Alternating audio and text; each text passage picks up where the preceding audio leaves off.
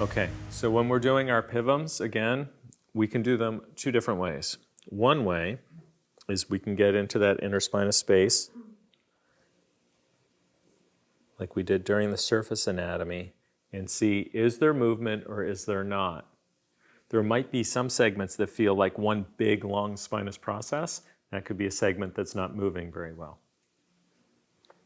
Also, you can have sensitivity of that supraspinous ligament, and that might be an area that has too much motion, too much load, too much force going through it. He can cross his arms, and I can continue with flexion, going all the way down with my front hand just guiding the motion, making sure that he's bending forward around the umbilicus as we're feeling the motion. Going into extension, I have to lean him forward, and then I have to have him start looking up and coming back. And we can work our way down, saying, is there motion, isn't there? And then if I can't feel it there, then as he's leaning forward, I can work intersegmentally. So that's part one of what we covered.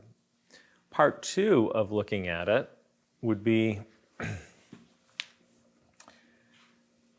getting yourself on the transverse processes on either side. And if I'm on the transverse processes on either side and he looks up, I can see if and then bends back, I can see, can those move closer together? And then come back to normal. It works very well in the upper part of the thoracic spine. And it gets a little bit more challenging because you have to see if they can move as you go lower. But you can also see, okay, now I'm going to shift you this way, now move, and you might notice more motion that way. Now assess for hypomobilities. And instead of like what we did in the surface anatomy where we went through everything, this time find a level of hypertonus and then check the motion above and below that segment. Part one. Part two, are they shifted?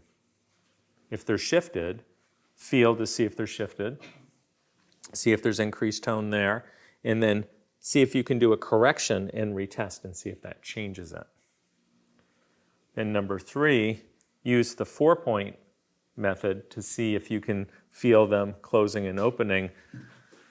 My big caveat there is it gets harder as you go lower, but also when you get on those 4 points, you have to kind of start wide and take up the fascia. If not, you're just seeing fascia move.